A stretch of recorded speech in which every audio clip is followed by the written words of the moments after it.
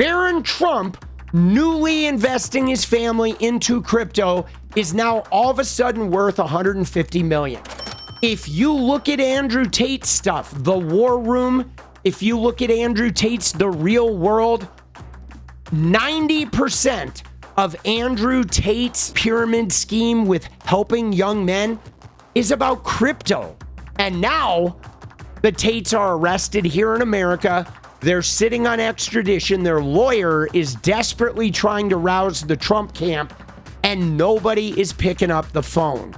The first thing I saw today with the Andrew Tate stuff was this weird, like, veiled threat. Now, you saw the push-ups. You saw the protest where, like, whatever, 22 guys showed up to, like, for their King Top G. But look at what lawyer Joe McBride says. And do you think that the Tates will be able to get out, or do you think that they're going to be extradited to the UK? What's your thoughts? What's that looking like? It's hard to say. You know, it's hard to say. It really depends on the level of grace and the level of justice and the level of courage from everybody in the process. We believe that we have a compelling case in front of this judge for bond, but my understanding is she's never let anybody out on bond, ever. I could be wrong on that, but my understanding is she's never given bond to anyone. Wow. We need to demonstrate to this judge and say, Your Honor, this is why for the first time in your storied career that you should let Andrew and Tristan Tate out. If she says no and they stay in, then we have the extradition fight.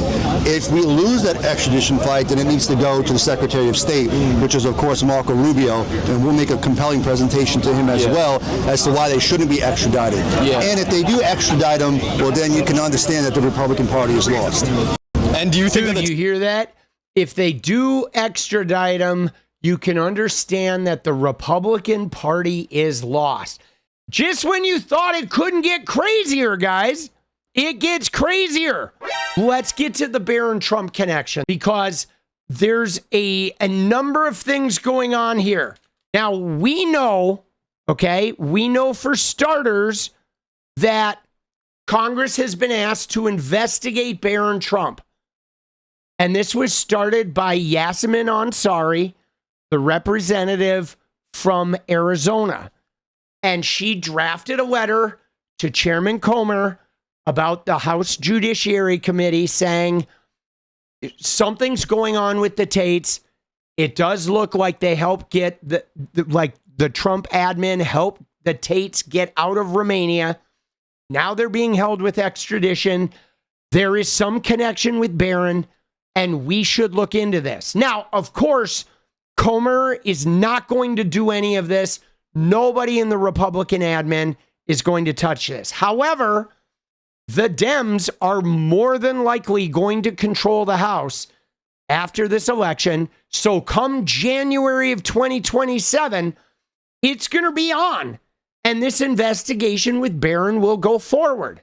What's interesting is people are putting the puzzle pieces together about Barron. And they're wondering if Barron, being on FaceTime with that British woman who got beaten up by her Russian boyfriend, who then filmed himself beating her up in front of Barron Trump. And then Barron Trump calls the British authorities to report this domestic violence attack on this woman that he knew. And then he didn't want to get involved. He wanted to stay mum. He didn't want to talk about his relationship to this woman. And then that Russian guy who beat the woman went to prison quietly for several years. And this happened literally weeks after Andrew Tate and Justin Waller and Barron Trump were starting to have these Zoom calls. Okay, they had these Zoom calls in the end of 2025 after the election. Tate was giving Barron dating advice. They were talking crypto. They were talking about the inauguration. Tate's homie, Justin Waller, gave Barron Trump a tailor who fitted Barron for the suit he wore at the inauguration. And then that incident happened with the British woman and that Russian national right before the inauguration. It was 2 days before, okay? I believe it was January 18th. It was 2 days. 2 days before the inauguration.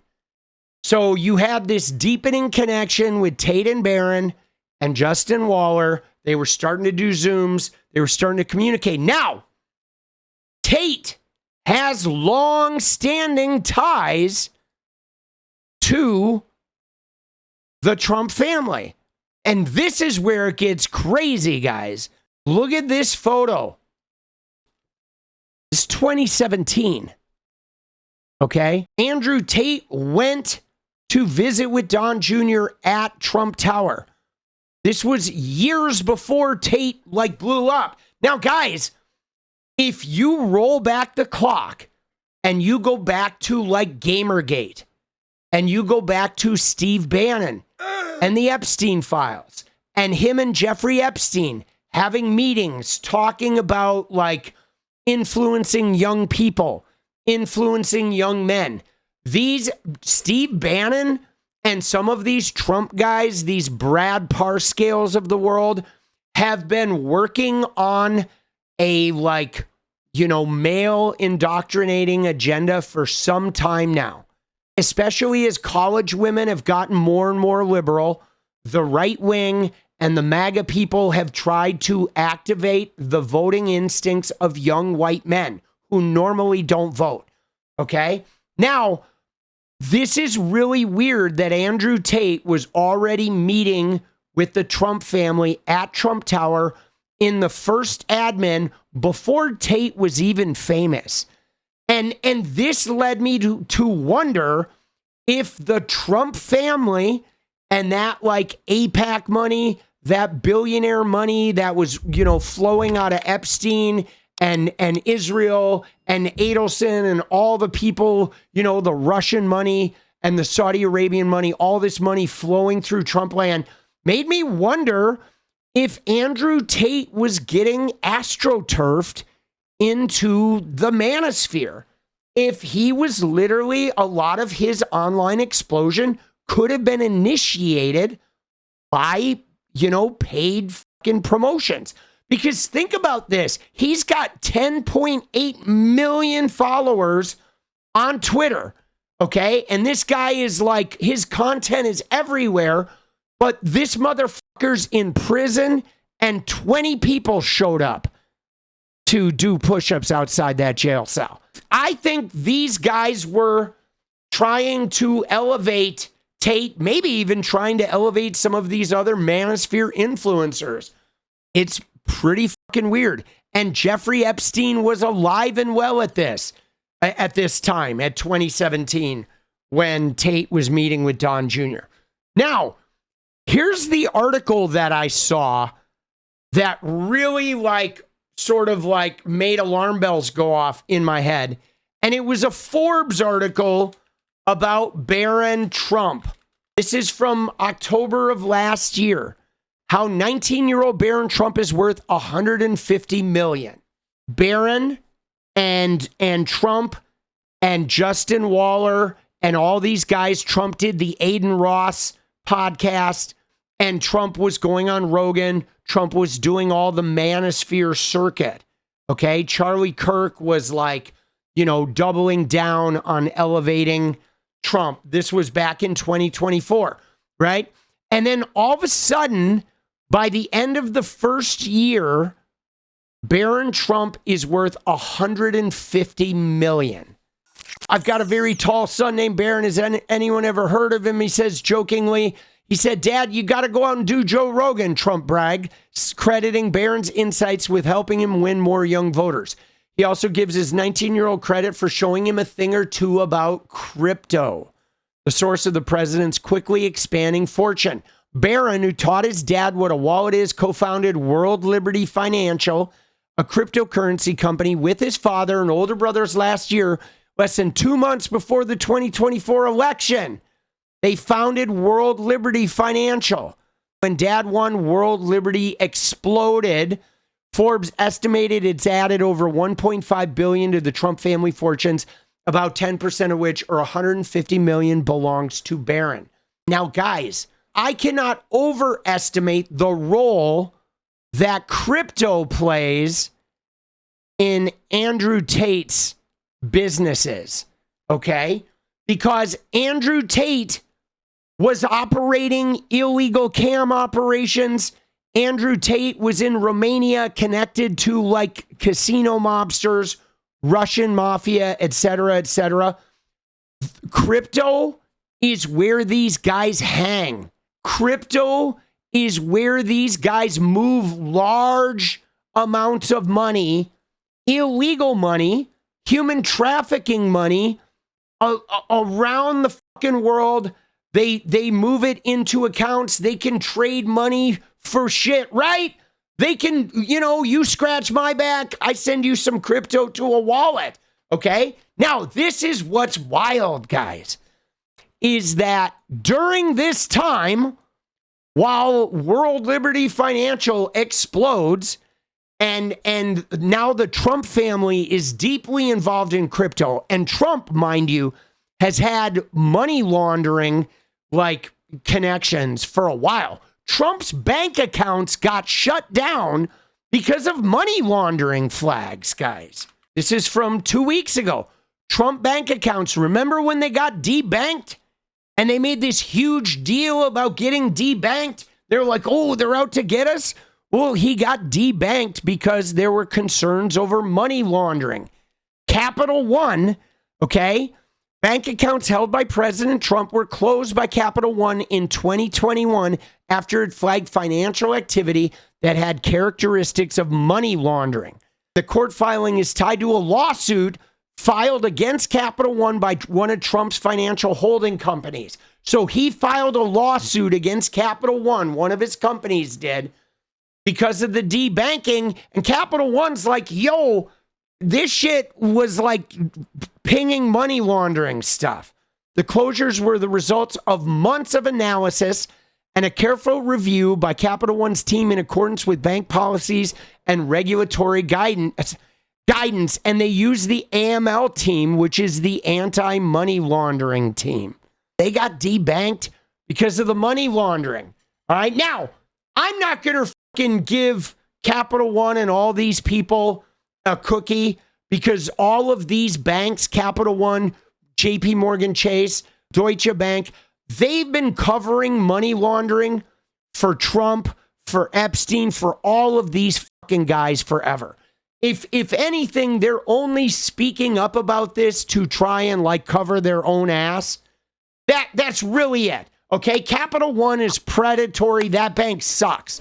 Trump had more than 300 bank accounts with Capital One. Dude, he had 300 bank accounts, guys. With one bank, with Capital One, more than 300. In the court filing, Capital One said it had no reason to make a political statement with the closure of his accounts, and the move had everything to do with activity in the accounts being flagged by anti-money laundering experts with the bank. So we have Tate being connected to Don Jr., being connected to Trump Tower, being connected potentially to Bannon and Epstein, maybe being astroturfed. We have Trump money laundering with Capital One, and then all of a sudden we have Barron Trump like coordinating the Tates and the Aiden Rosses and the Joe Rogans with his dad. And then next thing you know, the Trump admin, Richard Grenell, goes and gets the Tates out of Romania. And during this, Barron Trump, newly investing his family into crypto, is now all of a sudden worth $150 million. Now, what I wanted to say before, guys, is a role of crypto with Andrew Tate. If you look at Andrew Tate's stuff, The War Room, if you look at Andrew Tate's The Real World, 90% of Andrew Tate's pyramid scheme with helping young men is about crypto. They created this like self-help group for millions of young gamer crypto bro kids. And then they bring them into the Tate War Room Discord and they start giving them advice about buying crypto and investing in crypto. And they were using the Andrew Tate following of these young men to buy crypto, and then they would fucking sell that shit off. They had like a built-in audience to aim at shit. I mean, this shit is just gnarly. And then all of a sudden, Barron Trump is involved with World Liberty And next thing you know, dude, this kid is worth $150 million. And now the Tates are arrested here in America. They're sitting on extradition. Their lawyer is desperately trying to rouse the Trump camp, and nobody is picking up the phone. The Trump people, no one is answering the phones. No one's responding. Now, we don't know how this is going to play out. If Trump or Marco Rubio are going to somehow save the Tates from this extradition at the end, or if they're going to sign off on it, we'll see. It's maybe going to happen close to the election. Maybe they actually do prevent them from being extradited in order to try and win favor with young white men, hoping these guys do it. But like, man, I'm telling you right now, when you look at this shit, World Liberty Financial, Barron Trump, and Andrew Tate and Don Jr. and whoever Tate is in business with, like these Russian oligarchs, dude, I'm telling you, these guys, there's a connection, okay? And there's a reason why Grinnell went and got the Tates out of Romania, and I don't know if it was like moving shit around or if it was something that needed to be done. And I don't know if they're going to sell Tate off right now. But man, Barron, that woman in England, the Tates, World Liberty Financial, Barron's 150 milli. Dude, this shit is not disconnected. Okay? All of this shit is connected, guys. And now World Liberty is like a bank. And yeah, you got Todd Blanche in the DOJ, so naturally none of this shit is getting prosecuted, okay? None of this shit is going to ever see any interest from the DOJ or what have you.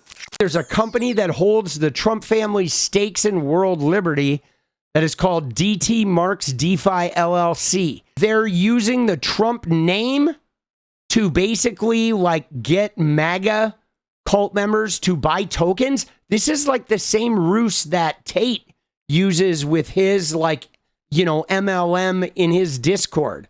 So Trump owns 70% of that company, and then Eric, Don Jr., and Barron each control 10% each. So that's a cool 150 million for this. All right, World Liberty tokens. Initially, the 10% didn't amount to much. World Liberty tokens couldn't be resold or transferred once purchased, and token sales were middling. But after Trump won the election, crypto entrepreneur and billionaire Justin's son, who had been under investigation, look at this shit.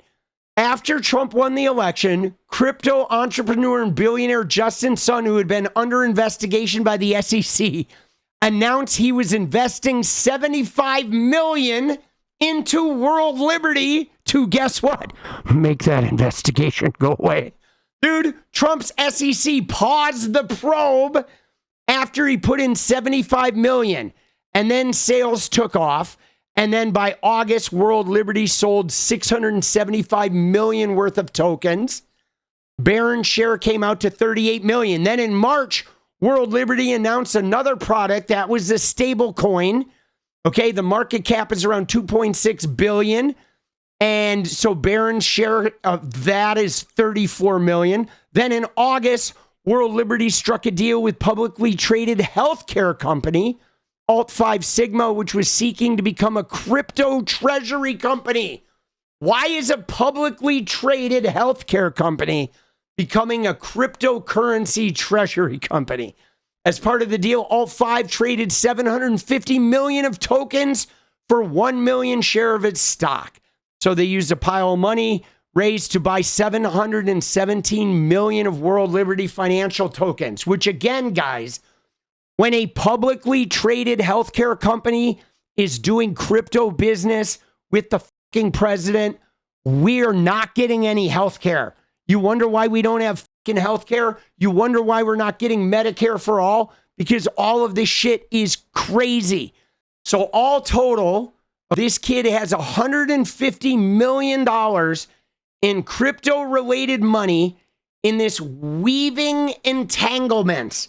And right in the middle of all this is Andrew Tate's lawyer being like, yo, Trumpy, we're going to sink the fucking Republican Party if you don't help me avoid extradition. This is why 𝗙𝗪𝗏𝗪𝗏 and why the Democratic House is going to be heavily pursuing Barron Trump, guys. And the connection to the Tates and you know, Don Jr.'s connection to the Tates and Richard Grenell and everybody in the Trump admin, and they're going to be trying to fucking sort out what exactly is going on here, because something is fucking stank. Something is stank with this shit, okay? Because here, right, Richard Grenell, look at this. This was fucking way back, like, I don't know, 2 months after the inauguration, where Roger Stone even deleted this tweet. March 6, 2025. Richard Grenell secured the release of the Tates because there was no evidence against them. But he deleted this tweet, guys. They're flipping out. And look at this, though. Here's another one. Bill Pulte and Andrew Tate cross-grift after the GameStop pump. Okay, so Bill Pulte, who's now in charge, the director of national intelligence, acting director. I don't think this guy better not get confirmed. But dude, Pulte was involved with Tate too. So you got Trump and Barron and Pulte, and who knows how Lutnick and Epstein's money ties into this shit, but they're all tied to fucking Andrew Tate, man. Okay? And then all these guys are deep in the Epstein files. I mean, Elon's tied into this. Peter Thiel is tied into this. Sergey Brin is tied into this. Bill fucking Gates is tied into this. And we don't even know. We don't even know. I mean, Andrew Tate could be in those Epstein files. We are officially on the slippery slope into Putin level corruption. That's just it. If Tate does have something, okay, if Tate has something on Trump, either Trump's gonna come out and like yank these guys out of extradition, or Tate's gonna get extradited to the UK and get like Epstein or Kirk, right? Something's gonna go on, guys. And the other thing is this guy, Paul Ingrassia. You've heard this name before. Remember how I talked about Tate's war room? This guy, Paul Ingrassia, is a Tate insider. Okay?